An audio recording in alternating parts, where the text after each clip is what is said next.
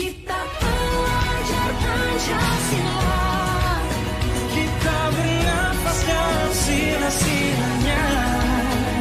Kita belajar Pancasila, ayo kita jaga untuk Indonesia. Kita belajar Pancasila, kita bernafas. Hari ini, minggu ini, mungkin sudah pernah disampaikan bahwa setiap minggu itu kita ada kegiatan P5. P5 ini sesuatu yang bukan baru untuk kamu karena kalau sebelum kamu sudah pernah kegiatan P5. Sudah pernah atau belum? Sudah. Ini yaitu tentang kepanjangan dari P5 itu apa? Proyek penguatan profil pelajar Pancasila. Dimensi profil pelajar Pancasila. Jadi maksud dan tujuan dari P5 ini supaya anak-anak semua itu punya karakter sesuai dengan profil pelajar Pancasila yang termuat di dalam 6 dimensi yang sudah disebutkan tadi. Jadi kreatif, terus mandiri, terus bergotong royong, berkebinekaan global, beriman dan bertakwa kepada Tuhan Yang Maha Esa. Diharapkan bahwa karakter-karakter dari pelajar anak sekalian ini bisa mencerminkan profil pelajar Pancasila. Nah, udah. Apa itu demokrasi? Demokrasi adalah sebuah sistem pemerintahan di mana kekuasaan tertinggi berada di tangan rakyat. Oke, jadi dari rakyat, oleh rakyat, untuk rakyat. Itu kalau konsep yang umum seperti yang disampaikan oleh Sofi. Tepuk tangan dulu untuk Sofi. Berarti dasar suara demokrasi yang ada di lingkungan sekolah, salah satu contohnya adalah pemilihan OSIS, kepengurusan OSIS pemilihan pengurus OSIS. Partisipasi dalam menentukan pilihan dan mengambil keputusan untuk kepentingan bersama melalui proses bertukar pikiran secara cermat, terbuka dan mandiri. Tepuk tangan untuk saya. Ini konsep hak dan kewajiban serta implikasinya. Tepuk tangan untuk Sofi. Memahami tata cara pemilihan yang demokratis, langsung, umum, Bebas dan rahasia. Luar biasa. Tepuk tangan untuk Maya. Dalam yang keempat, dalamnya bisa Ica.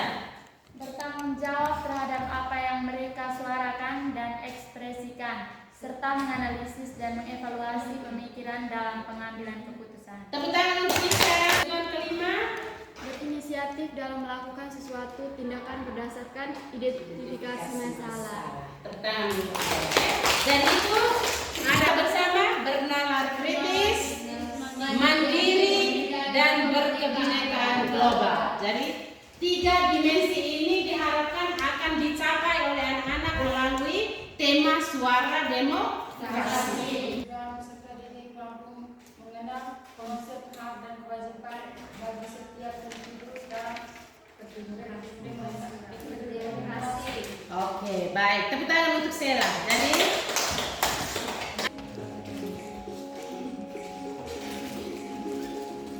materi pengantar.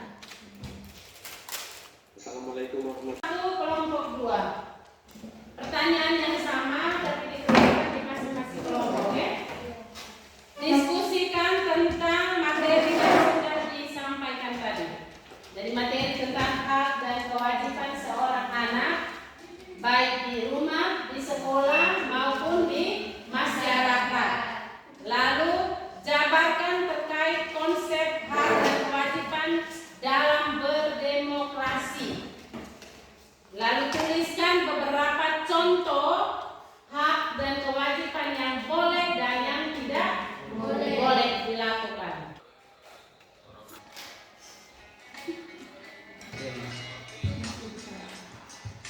Sudah terisi.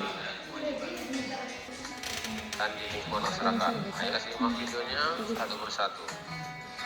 Dia minta jawab satu pertanyaan. Berikan siapa yang ambil? Oke, silakan buka. Kelompok mana yang masuk?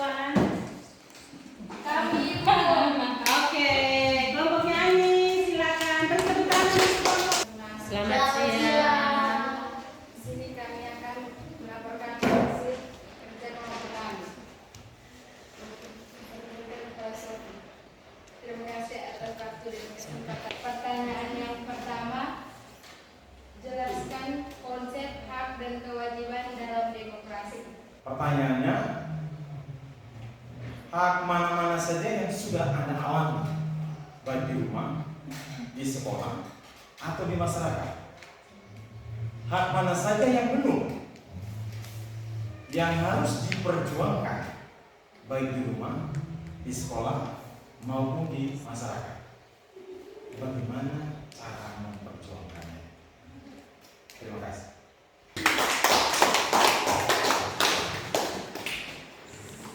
Pertanyaan yang luar biasa ya.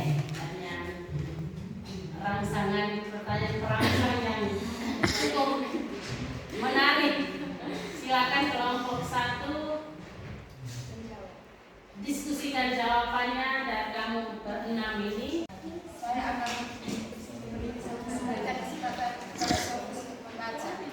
Terima kasih atas waktu dan kesempatan yang diberikan kepada saya. Sekarang saya akan menjawab pertanyaan oleh Bapak Louis. Pertanyaan yang jawabannya dari kami semua sudah diskusi. Jadi hak yang kami dapat dari rumah, sekolah, dan masyarakat, kami semua sudah mendapatkan semuanya hak-hak itu.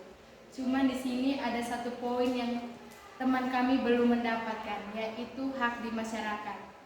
Hak di masyarakat yaitu teman kami Eka belum mendapatkan perlindungan dan kasih sayang dari warga.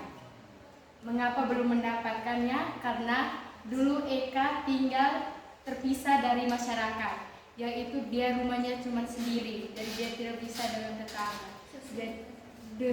Jadi dia belum pernah mendapatkan perlindungan yang diberikan oleh kelompok kami. Di sini setiap hak yang kami dapat, yang kami tulis tuh kami sudah dapat dari orang tua, dari sekolah, dan dari masyarakat. Dari tahun kemarin kami kelas 1 sampai kelas 2 kami memberi nilai 90%. Mengapa 90%? Karena 10%-nya itu ada beberapa guru yang tidak hadir dan tidak memberikan tugas, sedangkan ada guru yang tidak hadir dan memberikan tugas. Terima kasih atas kesempatan yang diberikan kepada kami. Kami mengucapkan terima kasih. Ya, sekian dan terima kasih. Ibu guru dan teman-teman, Selamat siang. kami dari kelompok 2 akan melaporkan hasil diskusi kelompok kami. Waktu dan kesempatan saya berikan kepada teman saya. Terima kasih Utis atas kesempatan yang telah diberikan. Kesempatan saya berikan kepada Bapak Ibu guru dan teman-teman untuk bertanya. Teman saya dari kelompok 1 untuk mengajukan pertanyaan yang pertama, yaitu menurut jawaban tentang kewajiban dari kelompok 2, manakah yang belum kalian lakukan dari apa yang kalian jawab itu, baik di sekolah, rumah maupun masyarakat? Sekian.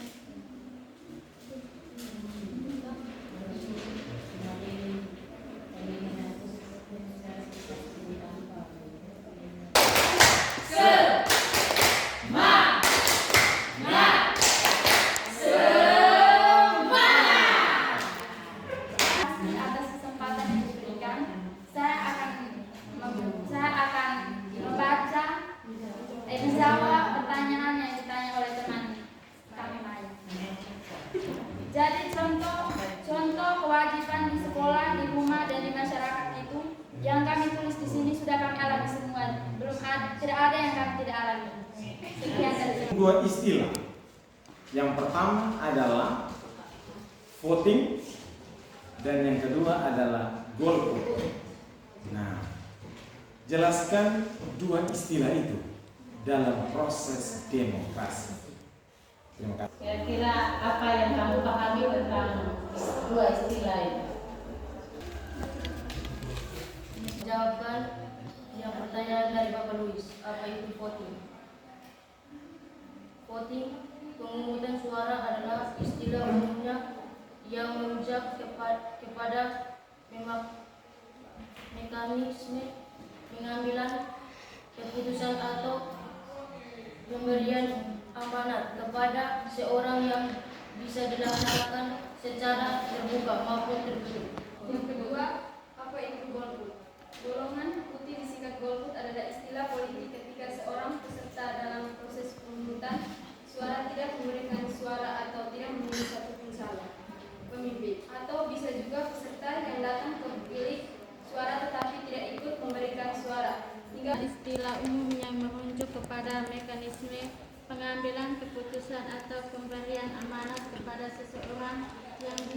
dilaksanakan secara terbuka. Pemungutan suara tidak memberikan suara atau tidak memiliki satupun calon pemimpin, atau bisa juga berserta yang dapat datang memilih suara tetapi tidak ikut memberikan suara hingga prosesi pemungutan suara berakhir.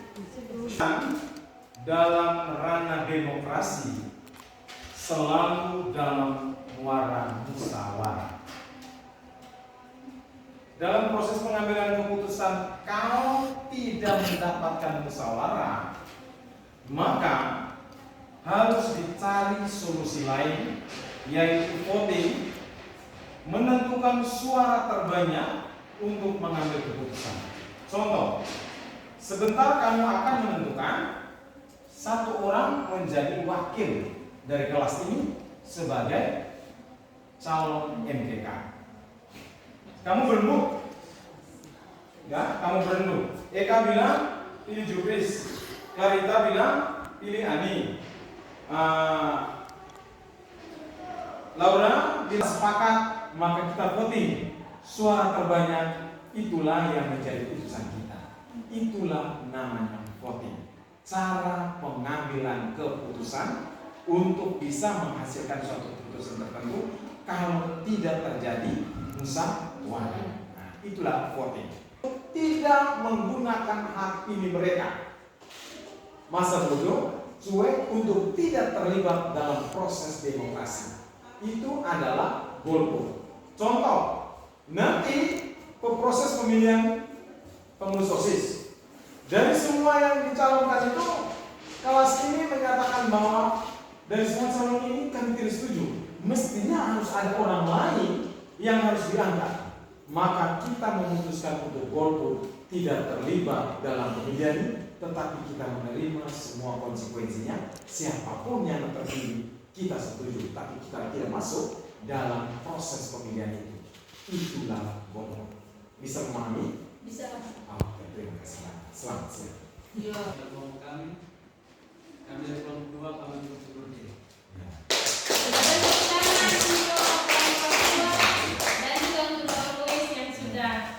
Memberikan penguatan dari materi yang kita bahas hari ini. Selanjutnya Ibu silakan Upis dan teman-temannya, terima kasih. Day, Fox itu suara. Day itu adalah Tuhan atau Allah. Suara Tuhan, suara rakyat adalah suara Tuhan. Ya. Jadi produk yang kita hasilkan hari ini sesungguhnya 2, tapi satunya kita pending dulu, yaitu tentang laporan. Ya, laporan dari kegiatan kita. Tetapi produk yang kedua adalah kita menghasilkan satu utusan. Musyawarah. Musyawarah. Sekarang kamu bermusyawarah. Ya.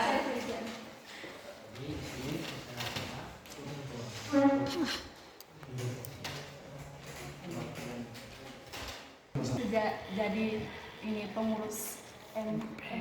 Ya. Dari saya juga dari untuk Jupris.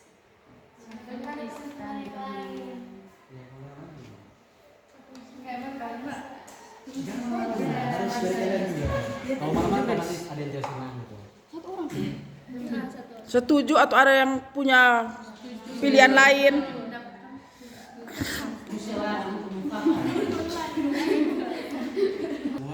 Tapi dari saya tidak yakin, tapi berbicara dengan Siap. Oke. Oke, tepuk tangan. Masing-masing kita pasti sudah paham alur proses yang sudah kita lewati. Ibu harap Ibu mereka sebagai tim fasilitator mengharapkan supaya semua tahapan ini disimpan dan memperkasih. Nanti ada tindak lanjut yang akan kita bertemu pada minggu depan untuk ada beberapa materi yang harus kita selesaikan sampai dengan tahapan yang disampaikan oleh Pak Luis. Kita pada tahapan pemilihan kepengurusan OSIS. Mungkin itu senang. Mari kita beri tepuk tangan